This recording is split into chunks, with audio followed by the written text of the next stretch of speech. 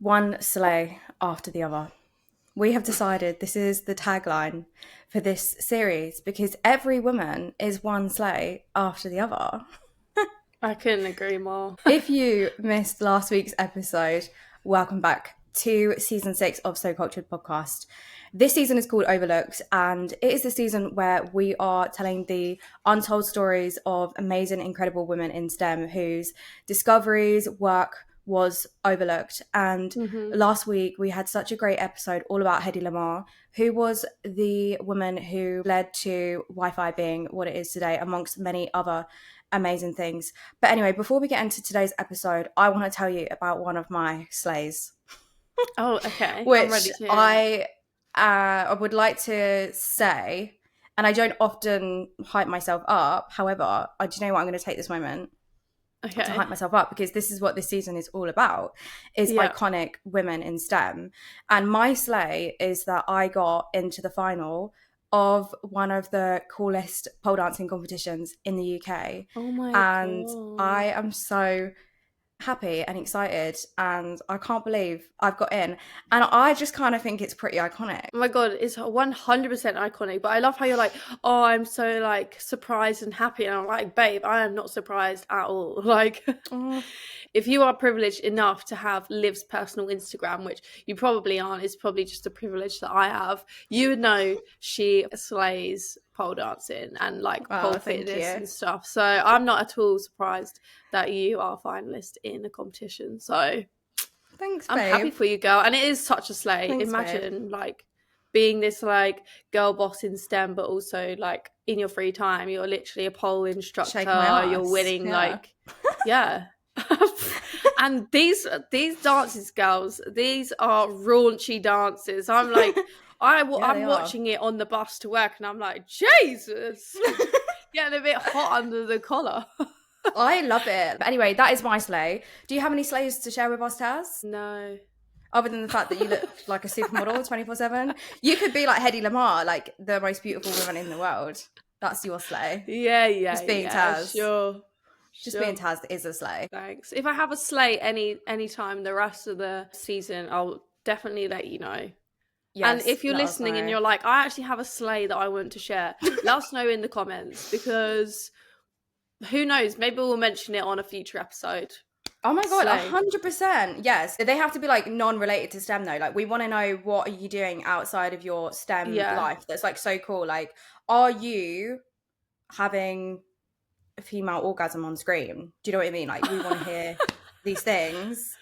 And if you're like, what on earth, where did that come from? You need to listen to the last episode, because that sounds so left field if you have no context. But yeah, sorry, I didn't think about that. I'm like, yeah, shaking my ass on stage. Are you having a female orgasm on screen? Let us know.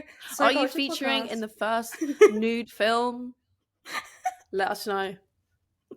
No, in all seriousness, we want to hear them. But for now, let's get into episode 2 of Overlooked. Today we're talking about one of the most famous, if arguably actually probably the most famous story of a woman being overlooked in STEM.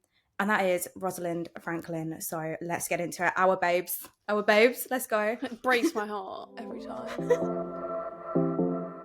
Welcome to the So Cultured podcast, where we explore science and tech unfiltered. We're your hosts, Liv and Taz, two girls who love STEM and spilling the tea. Each season, we take on a new theme, whether it's busting conspiracy theories, celebrating women in STEM, or breaking down the science in your favourite sci-fi films. And of course, in every episode, we spill the laboraTEAAA, where we share your wildest stories from the world of science. Let's get into this week's episode of So Cultured. It was the winter of 1952 in a lab chilled to near absolute zero. Rosalind Franklin stood over her X-ray diffraction equipment. She had spent weeks perfecting the experiment, aligning molecules of crystallized DNA with a precision that only few could rival. And now, finally, the results were coming in. One image stood out, a fuzzy but unmistakable X-shaped pattern. This was photo 51. A photograph that would change the course of science. But what Rosalind Franklin didn't know is that this image would be taken from her without her consent.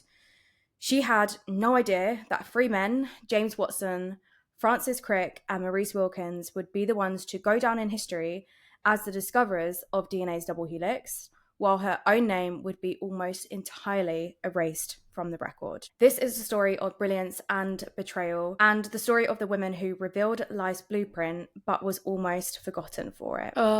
This story, honestly, like, I always have tears in my eyes. I don't know if it's because I'm like due on or whatever, but Same. it just makes me synced so up. sad. Oh. It makes me so sad. This whole story just is so frustrating.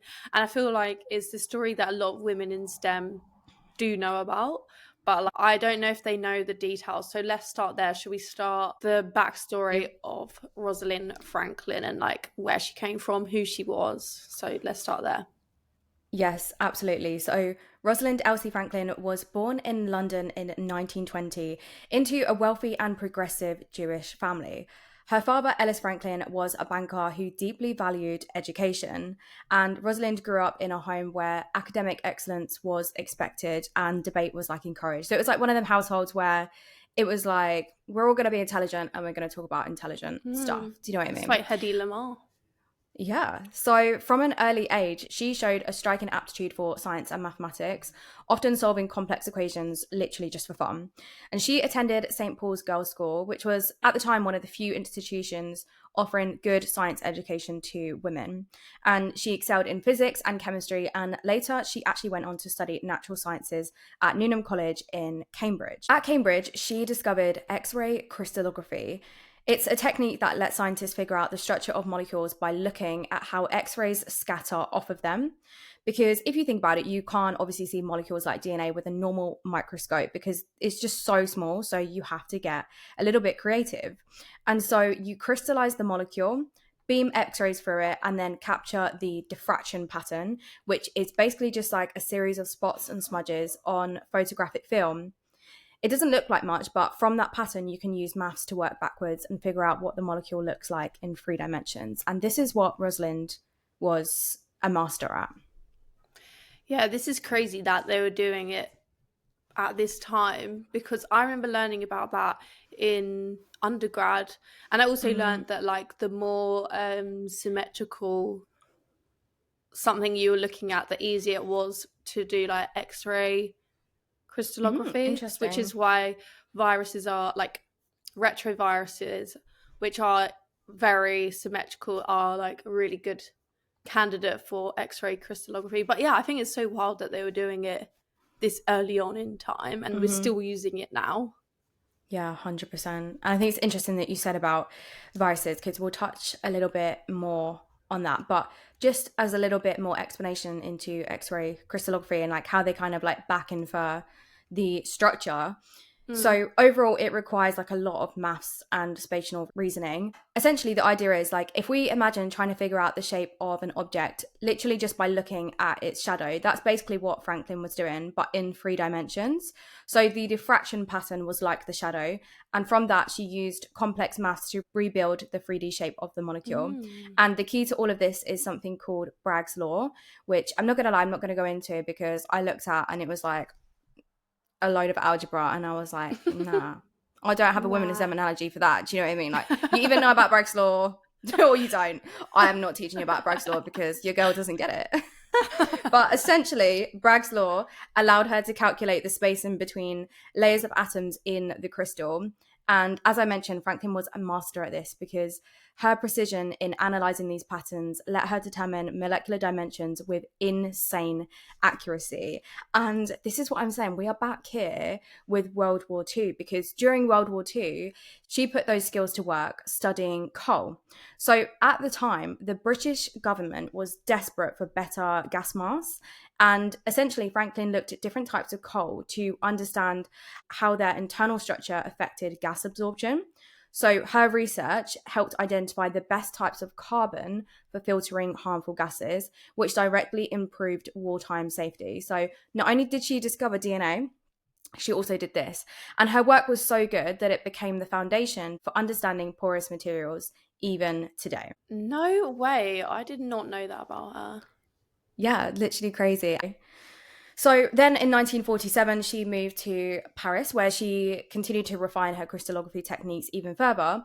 But by 1951, she returned to England to join King's College London and study DNA, which, by the way, is where I used to work. And I'm like, girl, I was not doing cool stuff like that. Like, insane.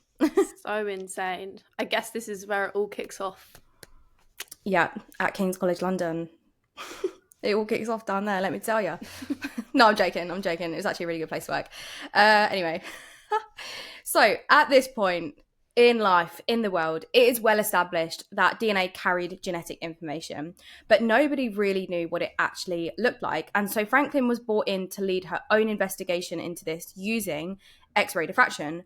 But straight away, there was confusion. So Maurice Wilkins actually thought that she was hired to be his assistant, which I just thought is like so funny.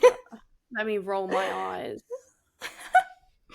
It's just classic, again, giving toxic masculinity. Yeah.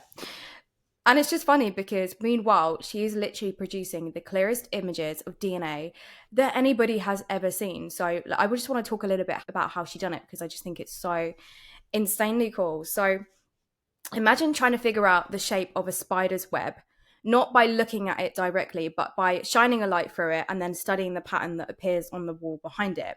That's essentially what she was doing, only obviously instead of a web, it was a strand of DNA, and instead of light, she used X-rays. The image she captured wasn't obviously a direct picture of the molecule, but it was kind of like a coded shadow, what's called a diffraction pattern, as I've already said, that reveals clues about DNA's internal structure. So to get that pattern, she first had to coax DNA into forming long, thin fibers.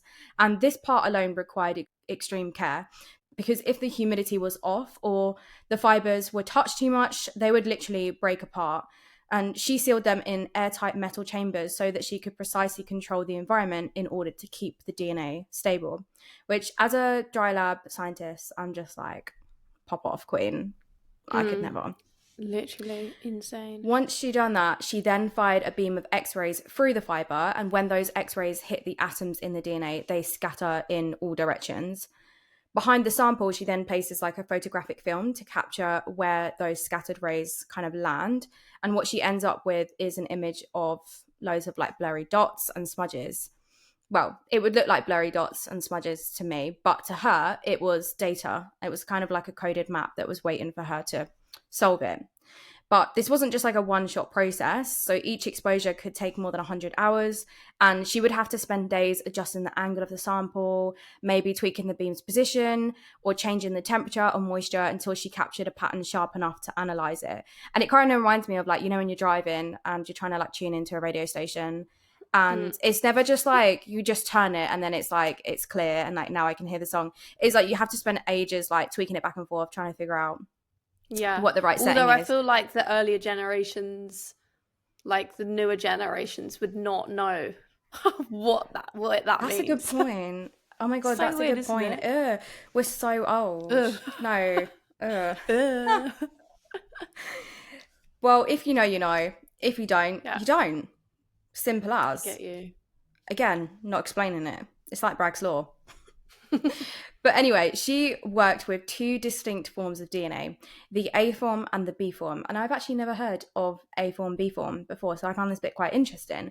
So these aren't different types of DNA, but different shapes that the molecule can actually twist into depending on the environment. So the A form appears when the DNA is drier, like in a low humidity lab setup, and it's a bit more like compressed and wider with the base pairs tilted relative to the helix axis. So you can kind of think of it like a slightly squashed spring. And then the B form, on the other hand, is the shape that DNA kind of naturally takes inside our cells. And it's what most of us imagine when we picture the double helix. So smooth, spiraled, and evenly spaced. But this form only appears under the right conditions, specifically when the DNA is hydrated. And Franklin was one of the first to show that the B form could be captured in the lab by carefully controlling the humidity and temperature of her samples. And as I said earlier, she used these sealed chambers and fine-tuned every variable until she could stabilize DNA in this form. And that is when she took the image that changed everything, photo 51. As I said, it doesn't look like much. It's just a faint X made of shadows and smudges, but that X revealed everything. The pattern told her that DNA was a helix, a twisting spiral. She measured the angles, the spacing between spots, the density of the dots, and then using a technique called Fourier transforms, she mathematically reconstructed the 3D shape of the molecule from that 2D pattern. So from that data, she calculated that DNA had 10 base pairs per helical turn, and that each full turn measured about 34 angstroms, which I just think is actually mental. Like, I've never truly appreciated what a delicate and insanely, what's the word I'm looking for? Like, meticulous process this must have been. Like, absolutely incredible. And like the maths, the physics, like everything behind this, just insane. I know, it's crazy to think that she's gone from like a few blurry spots on like photographic film to like literally figuring out like the 3D structure and like how many base pairs per turn and how much that measures. Like, it's crazy. Yeah. So basically what you're telling me is that she actually figured out the shape. Yeah, but she didn't just like guess it, as we said. Like, she literally proved it, right? But Franklin, as we are as women, she was going to be careful, right? Like, she wasn't about to publish or tell anybody about her results until she was absolutely sure. So she wanted her science to be bulletproof, and that is when things got messy. So Maurice Wilkins, the guy we spoke about earlier, who thought she was hired to be his assistant, aka her colleague at King's, showed photo 51 to James Watson without telling her. At the same time, another report full of Franklin's data was handed to Watson and Crick.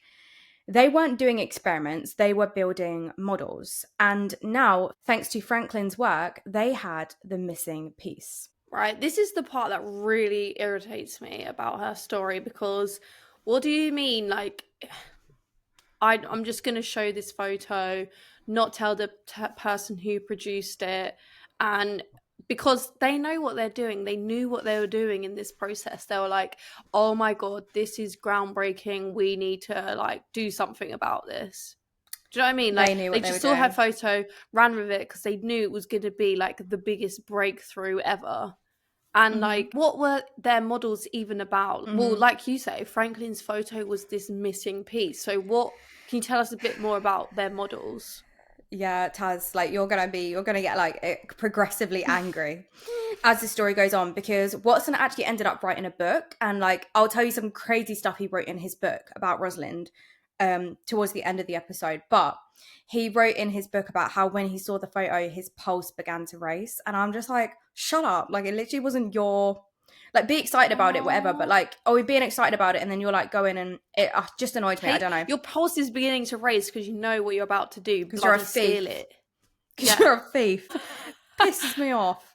Sorry, I'm getting too passionate here. I'm getting too passionate. I need to calm down. I'm like that meme where it's like, she's like going off and then she's like, I'm an adult, I need to calm down. That's literally me. Okay, so they're models. So before seeing Franklin's work, Watson and Crick were pretty much just like fumbling around in the dark. They'd been building speculative models of DNA without enough data to obviously back them up. And one of their early ideas was a triple helix with 3 strands twisted together. And this bit kind of makes me laugh. The negatively charged phosphate groups being jammed into the center. It sounds chaotic because it quite literally is. Because the phosphates would have repelled each other, making the molecule unstable. And obviously we know DNA is very stable. And so Franklin herself had already dismissed that idea. And her calculations showed that the density was too low for a triple helix, and her diffraction patterns didn't support it. Which is funny because when her work didn't support your theory, you didn't want to listen to it. But I digress. So, as I mentioned, her data obviously pointed to a double helix with 2 strands, not 3, and crucially with the phosphate backbones on the outside. And that makes chemical sense because phosphates are hydrophilic, so they'd want to be near water, while the nitrogenous bases are hydrophobic, so they stack tightly inside, shielding from the surrounding solution. So Watson and Crick took her data, particularly the helical pitch and the idea of the equal spacing between base pairs, and they used it to assemble a workable model of what they thought DNA looked like. Now, they did realize that adenine always pairs with thymine and guanine with cytosine, and that these pairings are complementary and maintain a constant width, which matched Franklin's measurements.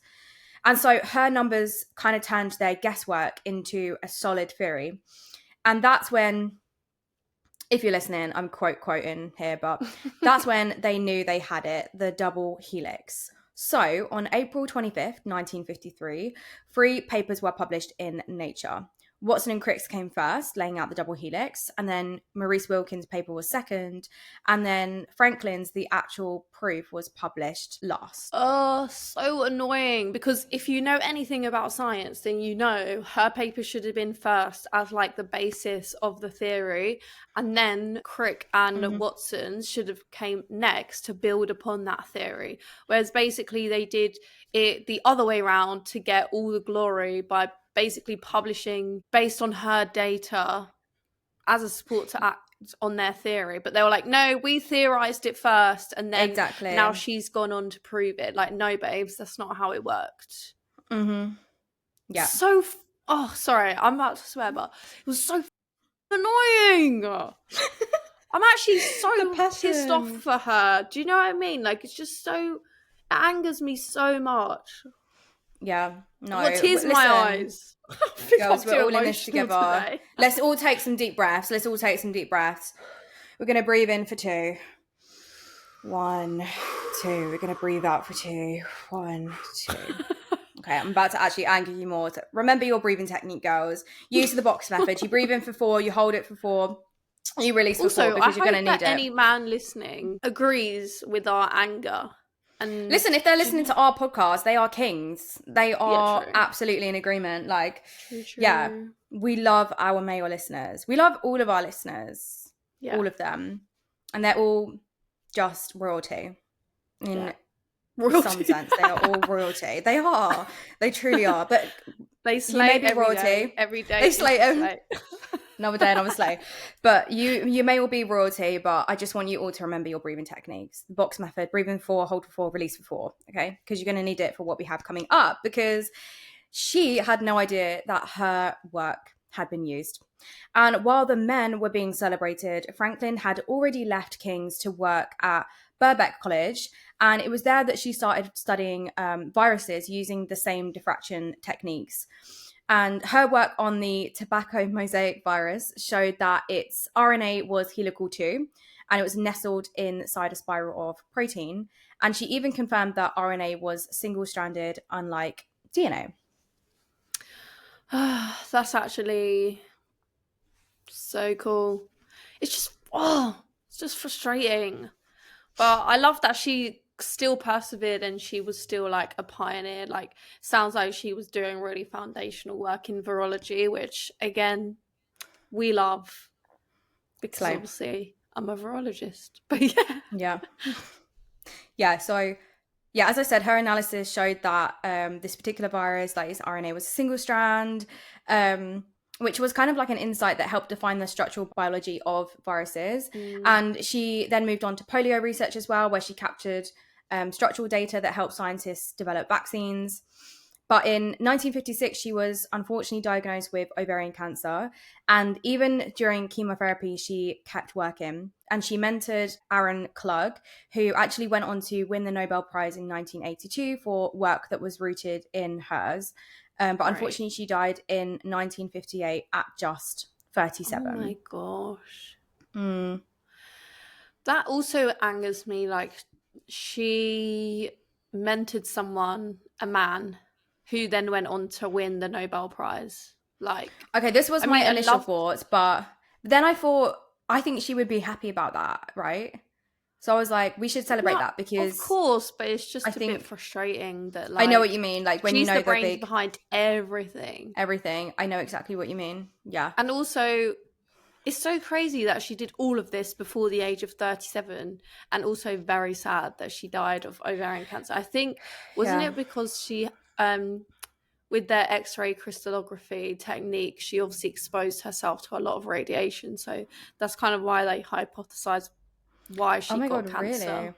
Yeah. Interesting. We have like an interesting story coming up this series about radiation poisoning and all of that. So maybe I'll touch on that in that episode because I didn't know that. But talking of Nobel Prizes, in 1962, Watson, Crick, Wilkins, they received the Nobel Prize. Franklin wasn't mentioned, and the committee doesn't award posthumously, so they don't award like a Nobel Prize to someone who's passed away. But let's be honest, like she wasn't even considered, and she wasn't going to be considered. So it doesn't really like it doesn't make the situation any better. And then to make it worse, this is really the part where you need to take a deep breath, okay? Take deep breaths, girls. In 1968, Watson published The Double Helix, which was his personal account of the discovery of DNA structure. But instead of offering credit where it was due, he actually literally used the book to belittle Franklin. So he described her as Rosie, a nickname she never used and reportedly disliked. He wrote, these are his words. By choice, she did not emphasize her feminine qualities. Though her features were strong, she was not unattractive and might have been quite stunning had she taken even a mild interest in clothes. So he mocked her clothing, her voice, and her posture, reducing her scientific contributions to an afterthought. This all makes sense, though, doesn't it? Because it's clear that she was never, ever taken seriously to the point where they were like, oh, you know what? We're not even going to give you credit for something that you have literally discovered because we demean you to something that is just there for, I don't know. Yeah, basically, looks. you don't look pretty enough. Yeah, you don't look pretty enough, is basically what he's saying. Would have taken you more seriously if you were pretty. But you actually wouldn't have, because that statement alone just tells me you wouldn't have. Yeah. Basically, you were just jealous of her. Also, imagine, and also, can I just say, terming her as a nickname she hated, Rosie, demeans her even Rosie, more. Like, her name is fucking... Rosalind Franklin, thank you. Yeah. She's not some little pretty little assistant called Rosie. Like, off. Yeah, literally. I'm getting so passionate in this episode. No, I feel you. I feel you. Yeah, I mean, he wrote other stuff. So another thing he wrote, clearly Rosie had to go or be put in her place. The former was obviously preferable because giving her belligerent moods, it would be difficult for Maurice to maintain a dominant position that would allow him to think unhindered about DNA. I'm sorry, but you guys clearly weren't doing enough thinking because she got to the discovery. Oh, I can't. So rather than celebrating her brilliance, he literally just dismissed her as like cold, moody, her clothes weren't cute enough. And this book was like obviously widely read and it was quite influential. And for years, it shaped how the public and even like other scientists thought about Franklin, not as a pioneering mind, but as a difficult woman who got in the way. This is what I mean, and I think this is what I mentioned in the previous episode, that this story is really heartbreaking because Rosalind kind of went about her life thinking that people didn't recognize her for her work, and obviously she thought that people had this opinion of her like as a difficult woman, like and that is such a trigger for me, I think, like a difficult woman, because it's like, no, as soon as you become like independent and sure of yourself, as soon as you have something clever to say, if you've got something clever to say, and you're like just sure of yourself and are happy to say to someone like, no, like I think your hypothesis is wrong or anything like that, or question someone about something, you're immediately labeled as difficult as a woman. Whereas if you're a man, you're adding insightful an opinion. Do you know what I mean? Whereas a woman is like, oh, she's just being difficult, which I just think is classic. Yeah. I have to share this story with the listeners, and this is the safe space for us to share information. So for any of the listeners who don't know, because obviously I haven't said this anywhere, Taz obviously knows because Taz knows like my life inside out. But so me and my boyfriend broke up like a few months ago, and I hope he doesn't listen to this, but he literally said to me the other day, that I am too opinionated and no one's ever going to want to date me because I'm too opinionated. And I was no, do you know what it is that I just have something intelligent to say every now and then, and you literally cannot deal with it because you're not on my level of intelligence. And that's not even me saying that I'm like this amazing intelligent person. Like, I literally will just say something like average level of intelligence, and like he can't handle it. And then his response is to tell me, you're way too opinionated. No one's ever going to want to date you because you're too opinionated, so you best just stick with me. Are you delusional? So I 100% know what you mean. And that is genuinely how men treat you. If you just have something clever to say that they were annoyed that they didn't think of themselves. That's literally it. But in time, people did push back, and biographers, scientists, and historians corrected the record. And a few people wrote books. So Anne Sayer wrote Rosalind Franklin and DNA to kind of help set things straight. And then Brenda Maddox wrote The Dark Lady of DNA to kind of try and give the wider public the truth about the story. And today, Franklin is finally recognized. So NASA, come through NASA, they named a Mars rover after her. Institutions across the world bear her name. The Royal Society created an award to celebrate women in science. But more than that, her influence really is in every single genetics lab, every vaccine development center, every forensic unit, every DNA test, and just every classroom where students are learning about the double helix. And so her story is about how science works and how it sometimes fails the people who do the most important work, but also how the truth eventually comes through. And what I love is that Rosalind Franklin didn't chase fame. She chased facts, and she changed the world because of it. And I'm just happy that we now celebrate her today. And I don't think we could have done this series without shouting out Rosalind Franklin. Yeah, thank you so much for that, Liv. Even though it does like literally infuriate me, but this is why we have this platform. And honestly, like, yeah, I feel like there's just so many more stories like this. So One keep slate after tuning in another. every week for Exactly. to get infuriated, I guess. Yeah, No, but literally. yeah, I think like this is the reason why we do this episode, and you guys love hearing about it as well. So with that, we're gonna move on to the laboratory, a bit more of a light-hearted note to end the episode. Hopefully. And we have a exciting listener story, so let's get into it. Before we dive back in, we have to tell you about a platform that has genuinely saved our sanity, especially when we're juggling research, content planning, and honestly just trying not to have a full-on brain meltdown. And it is called Anara. And if you're working on a dissertation, thesis, or even just trying to survive a hectic module, this is your new best friend. So basically, Anara is an all-in-one research workspace. You can upload your PDFs, Word documents, even YouTube links or websites. And once it's in there, you can literally chat with your files. So you can ask things like, what were the main findings of this paper? Or did this mention neuroinflammation? And it gives you a straight up answer, complete with citations. Yeah, 100%. And if you're like us and always buried under a pile of papers, Anara lets you drop them into folders and ask questions across all of them at once. So instead of flipping through 20 tabs thinking, where the hell did I see oxidative stress mentioned? Anara can just give you the answer straight away. So you can also highlight and annotate directly in the PDFs. You can take notes, generate citations in APA, Harvard, Chicago, whichever style you need. This would have saved me so many breakdowns during my PhD. Yeah, 100%. So if you're a student, a researcher, or just someone with literally 300 tabs open at all times, go and check out anara.com. You can also use our code SoCultured20 for 20% off, and the link is always in our episode description. With that, let's get back into the episode.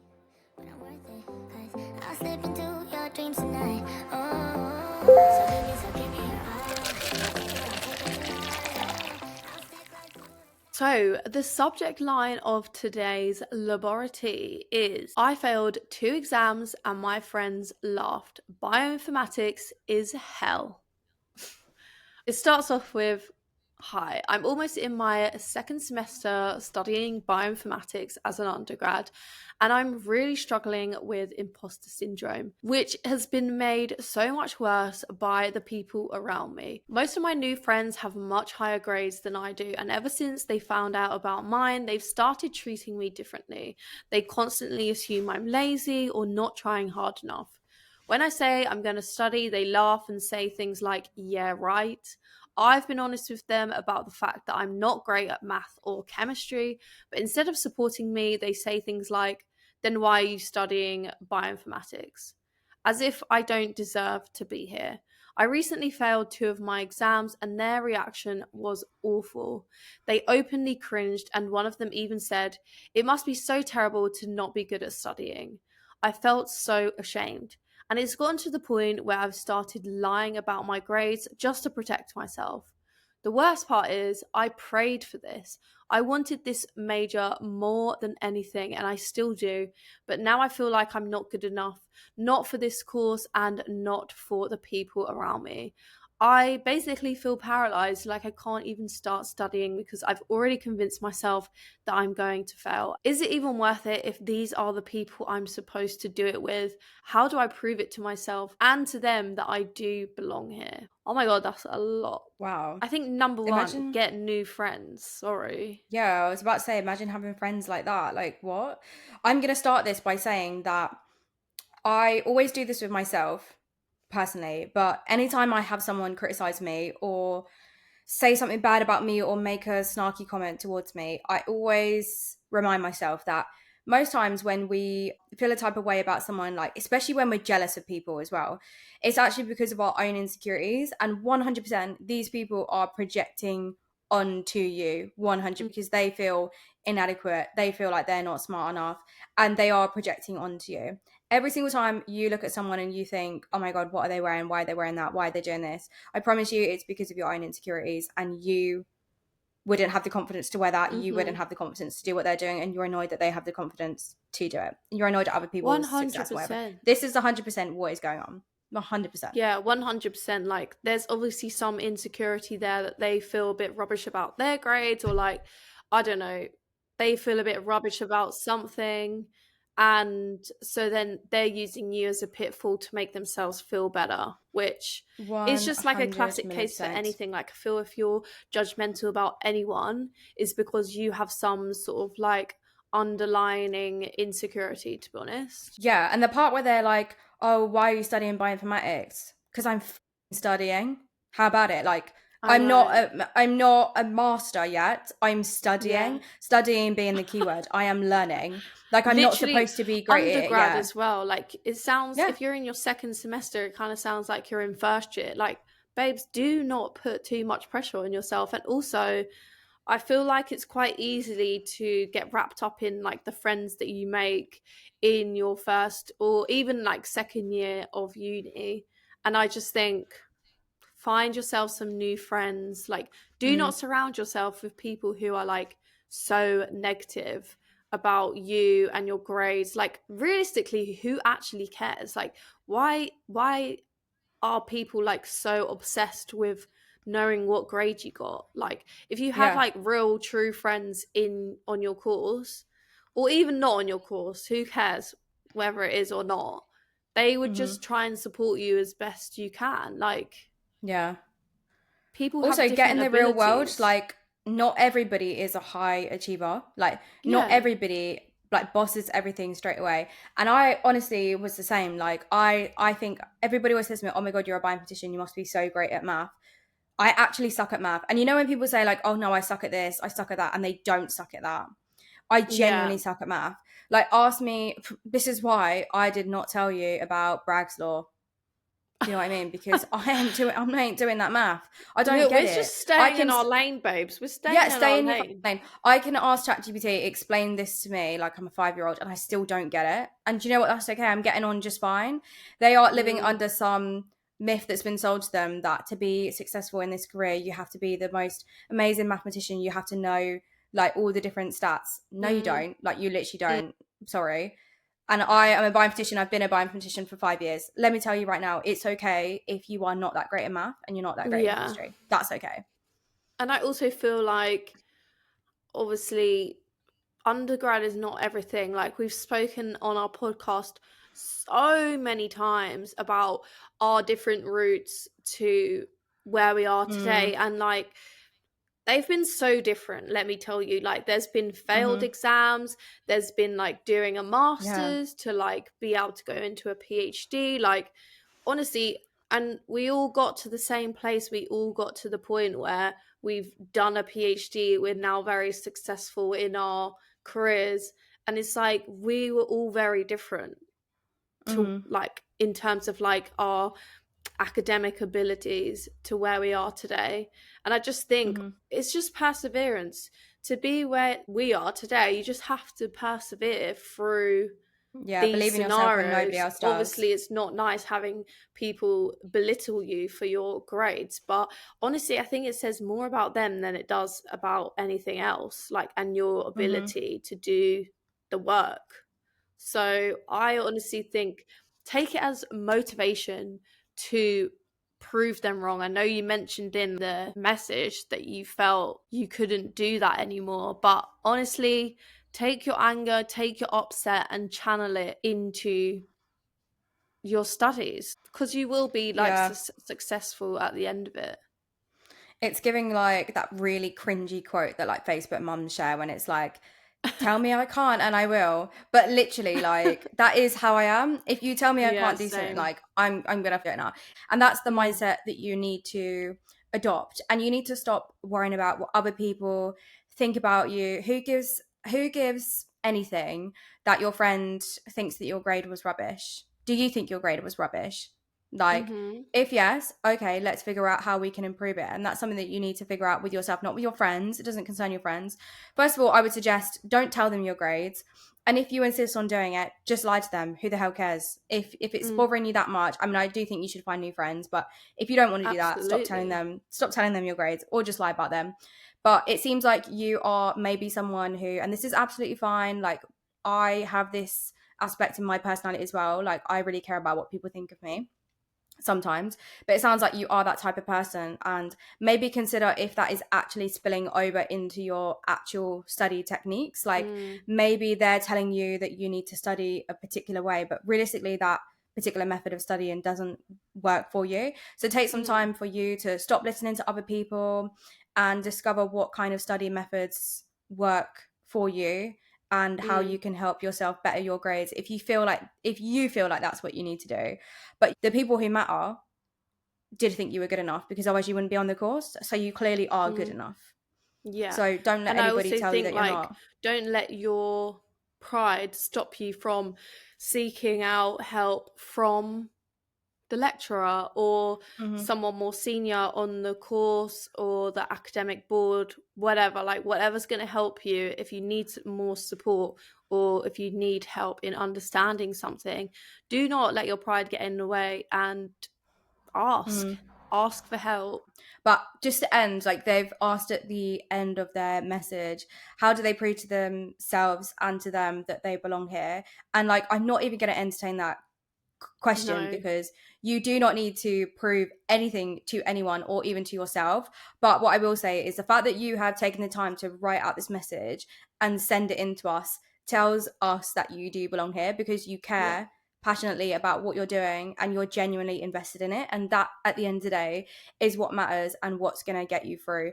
And I feel like this laboratory was very timely for this series and today's episode, especially because you know, if these women just gave up, like, you know, look at Rosalind Franklin, like, she had this amazing discovery and wasn't recognized for it. Did she just think, oh, well, you know, other people didn't give me the credit I wanted or the reaction that I wanted, and I'm just going to stop here? No, she went on and continued to do so many amazing things, which is just absolutely admirable. So you absolutely belong here because you care and you want to do better. And you do not need to prove that to anyone or anything. Thank you for writing in and sharing your dilemma with us. If any of our other listeners have anything similar that they want to share with us, or that they want our advice on, or maybe you just have a crazy story that you want to share, don't forget that you can use the anonymous link in today's video or episode description. But with that, that rounds off episode 2 of Overlooked. Thank you guys so much for joining us, and we will see you back here same time next week. Bye everyone. Bye everyone.